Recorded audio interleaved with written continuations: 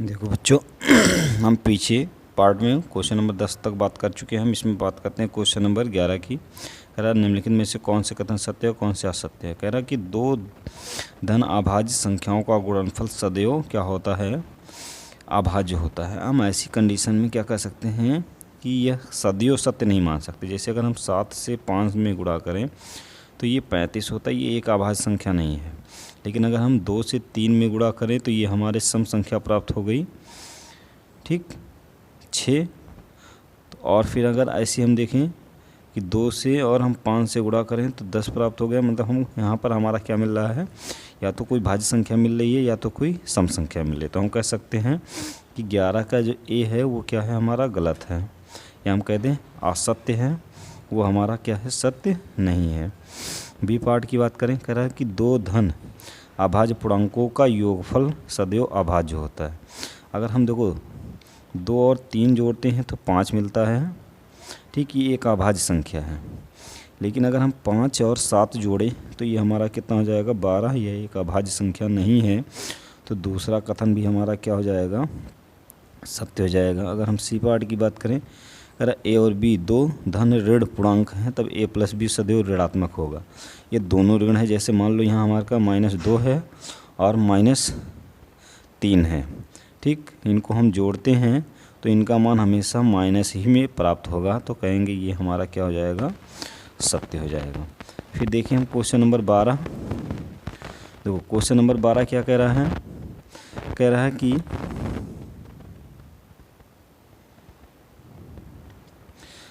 यदि ए एक धन पूर्णांक है तो दिखाइए, कह रहा है a+1 और a+2 a+3 संख्या जो होगी वो क्या होगी, 24 से पूर्णतः विभाज्य होगी। तो देखो अगर हम यहाँ से क्वेश्चन नंबर 12 की बात करें, देखो क्वेश्चन नंबर 12 क्या कह रहा है कि ए एक क्या है, धन पूर्णांक है। तो ए बराबर हम कोई भी नंबर ले सकते हैं, मान लो 2 ले लिए।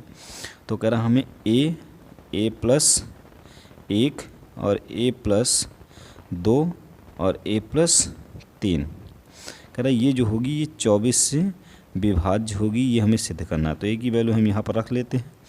देखो 2 गुणे ए का कोई भी नंबर ले सकते हैं 1 से लेकर अनंत तक। तो यहाँ से हो जाएगा 2 1 3 या 2 + 1 2 + 2 और 2 + 3। देखो यहाँ से हम 2 × 2 3 जोड़ेंगे, 3 हो जाएगा, 2 2 जोड़ेंगे 4, 2 3 जोड़ेंगे 5। देखो 2 3 6 चौके 24 5 120 यहाँ हमें प्राप्त हुआ।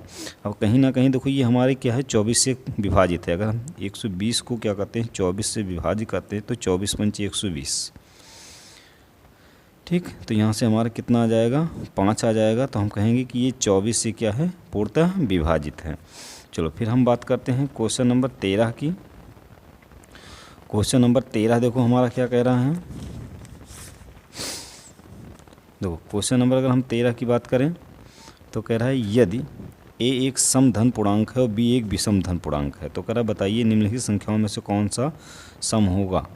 तो जैसे यहाँ से देखें ए एक क्या है, 13 की बात करें तो कह रहा है ए एक क्या है, सम संख्या, तो 2 मान लो या कोई भी नंबर मान सकते हैं। बी बराबर आप कह रहा है विषम है तो 3 मान लो। कह रहा है a² क्या होगा, तो a² मतलब 2 का स्क्वायर, मतलब ये मिल जाएगा 4, तो ये क्या होगा, सम।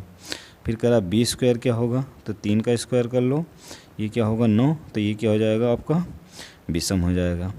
फिर कह रहा a+b क्या होगा, तो 2 + 3 जोड़ेंगे तो ये हो जाएगा 5, तो ये भी क्या हो जाएगा, विषम हो जाएगा। फिर अगर हम बात कर रहे हैं कि a गुणे कह रहा b, तो 2 गुणे 3 करेंगे तो ये कितना हो जाएगा 6, और ये हो जाएगा क्या, सम।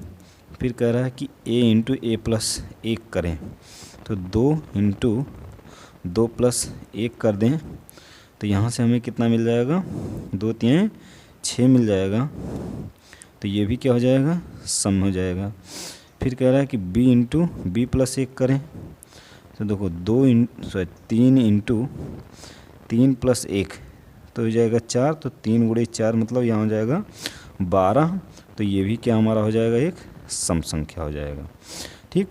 फिर हम आगे चलते हैं। देखो क्वेश्चन नंबर हमारी 14 दिया गया है।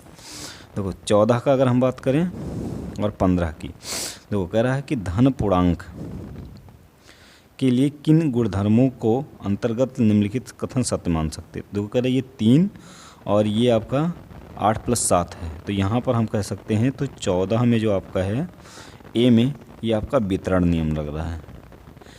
ठीक, योग का वितरण नियम यहाँ से लिख सकते हैं, योग का वितरण नियम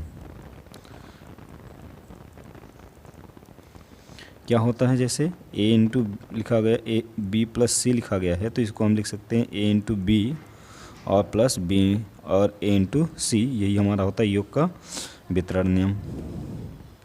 b बराबर यहाँ से है, जैसे कह रहा है कि 3 प्लस में ये भी आपका योग का वितरण नियम है, तो यहाँ सकते हैं ये भी आपका क्या होगा वितरण नियम से, वितरण नियम से ये क्या हो जाएगा सत्य हो जाएगा। तीसरा यहाँ से अगर देखा जाए कह रहा 3 × 2 2 × 3 सत्य होगा, तो सी जो होगा ये आपका क्या हो जाएगा, सी आपका मिल जाएगा क्रम विनिमय, कर्म विनिमय विनिमय नियम से।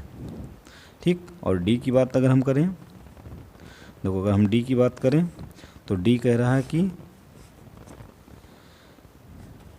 देखो डी अगर हम बात करें तो डी कह रहा है 3 × 5 और a × 5, 3 × 5 बराबर a × 5, तो कह रहा है a बराबर 3 होगा, ये किस नियम से, तो हम इसे कहेंगे साहचर्य, ये क्या होगा साहचर्य नियम से।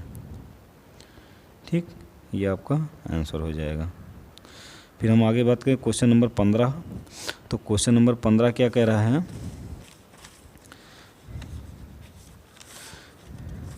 देखो क्वेश्चन नंबर हमारा 15 कह रहा है कि -5 - 2 0 1 5 और 2 को क्या करिए संख्या रेखा पर दिखाइए। तो देखो हम 15वें के लिए इस प्रकार से बनाते हैं, ये एक संख्या रेखा हो गई, बीचों बीच हम 0 रखेंगे, इधर आपका 1, इधर 2, फिर 3, फिर 4 और फिर ये हो जाएगा 5, -1 -2 -3 -4 और ये हो जाएगा -5। आपको एक ये दिखाना है, ये आपका हो जाएगा, दूसरा -2 को दिखाना है, फिर 0 को दिखाना है, फिर 1 को दिखाना है, 2 को दिखाना है और फिर 5 को दिखाना है। तो ये आपका संख्या रेखा पर आंसर हो जाएगा। ठीक, बाकी की इसके आगे ये आपका फर्स्ट एक कंप्लीट हुआ, फिर हम चल देंगे इसके आगे नेक्स्ट पार्ट में एक वी में, तो वो हम अगले पार्ट में कवर करेंगे। धन्यवाद।